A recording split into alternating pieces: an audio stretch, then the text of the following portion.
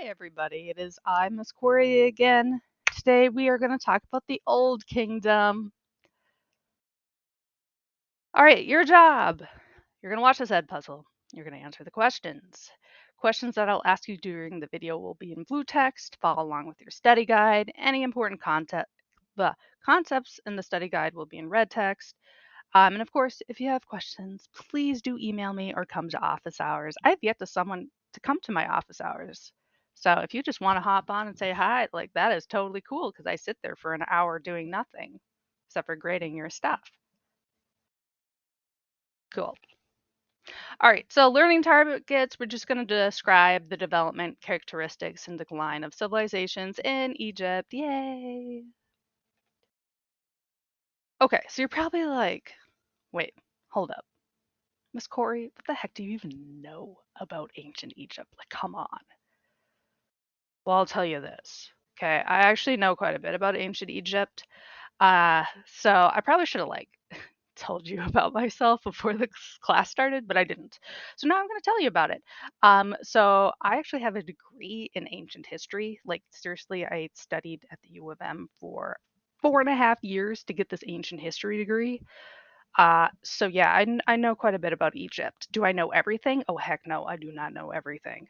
But I do have 7 books about ancient Egypt. I also took the history course about ancient Egypt. And my thesis paper. So at the end of a history degree, you have to make like a huge 20-page thesis paper. Well, mine's about ancient Egypt. So if you have any questions about ancient Egypt, please do let me know. Um, yeah, I like ancient Egypt. I'd love to go there one day. That's all. All right, so here's the really brief version of the Old Kingdom. So it is between the dates 2686 to 2160 BCE. No, I do not expect you to memorize those dates. I don't even know them. I had to look them up. Old Kingdom today, we're going to talk about pyramids because why not? And also foreign relations with Lebanon, Libya, and Nubia. All right. So first off, pyramids. Why do we care so much about pyramids besides there's like giant triangles in the ground? So historians love pyramids because it shows what Egyptian math and technology that was around during that time period, as well as royal power. Okay, so as you may or may not know, pyramids are made for the royals.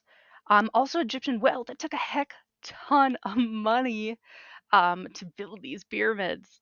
A human organization. There could be anywhere of about 2,000 people working on building these pyramids at any given time.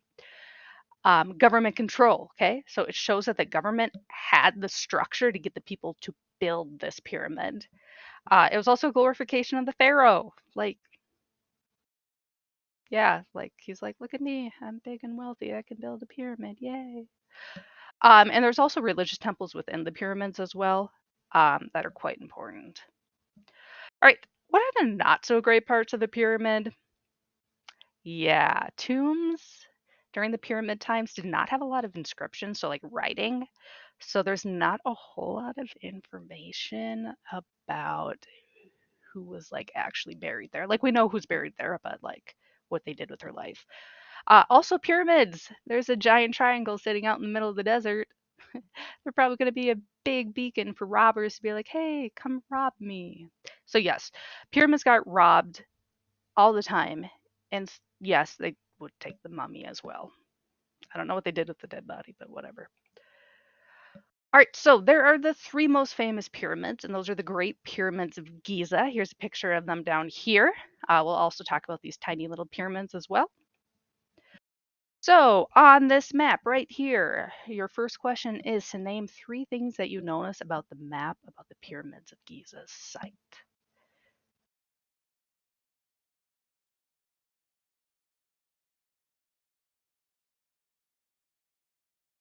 All right. So, yes, there's the name of all 3 of the pyramids. So, Khufu, Khafra, and what was the other one? Oh, Menkaura. Those are the 3 pharaohs that built the pyramids. So, the first one would be the father, okay, and then Khafra would be his son. and then Menkaura is the grandson. So they were all part of the same dynasty. Other things that I want to point out. So there was also other smaller like tombs or crypts or graves. That's off here on the side. It's called the Western Mustaba Fields. So those are just graves of other royals or other political figures. Other things that I want to point out include temples. So like the Valley Temple, those are going to be temples to a specific god. Also really important to point out the Sphinx. Okay, so you're like, oh, there's like a big kitty person in the middle of the desert. No, there's actually a reason why it's just sitting there. It's the entrance to Khafra's pyramid.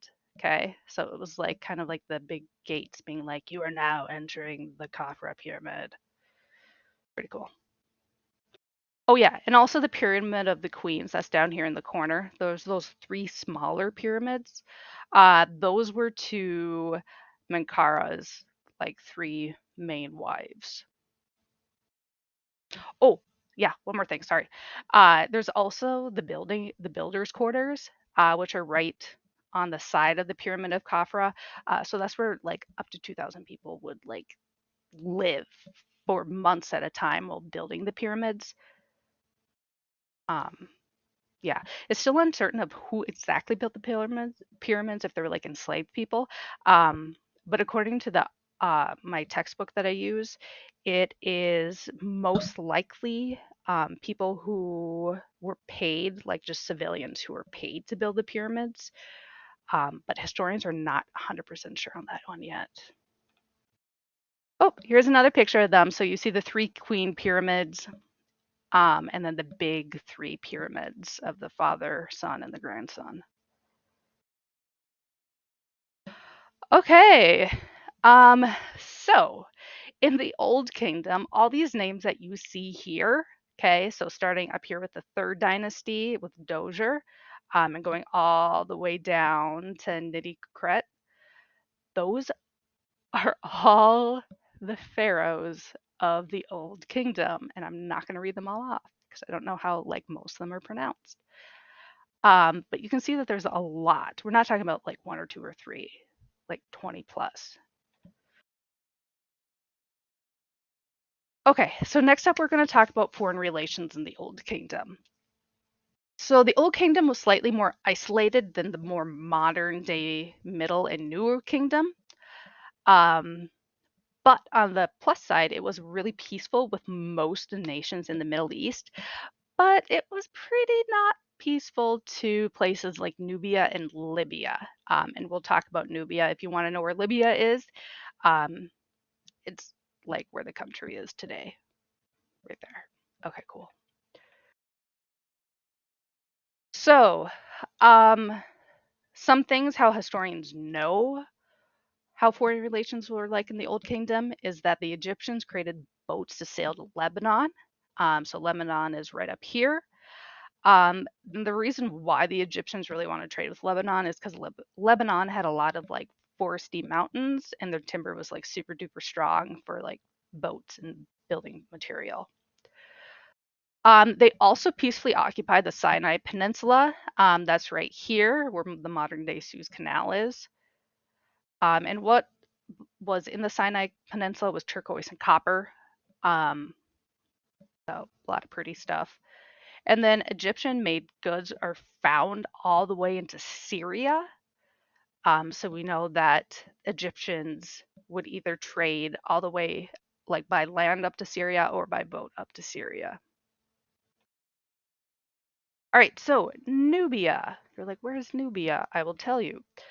So that's an area of land south of Egypt. It would be in modern day northern Sudan. So on this map here, it's about where that kind of that like pinkish coralish color is. And of course, throughout history, that's going to expand and get smaller.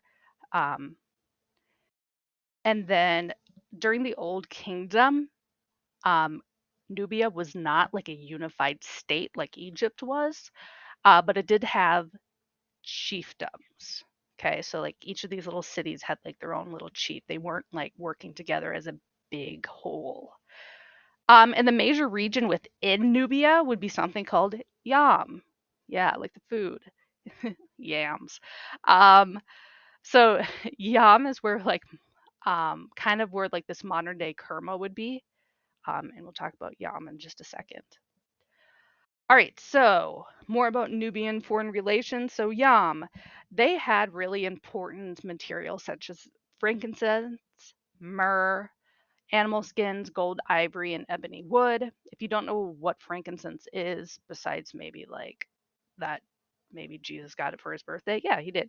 But it's actually just what it is. It's like an oil or like almost like a perfume that comes from this tree right here. It's called a frankincense tree.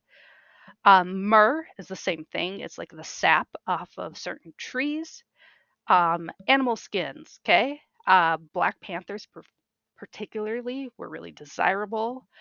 Gold, of course, ivory, so that's like the tusks of animals like elephants, and ebony, which is this wood that is kind of like a real dark brown color on the inside.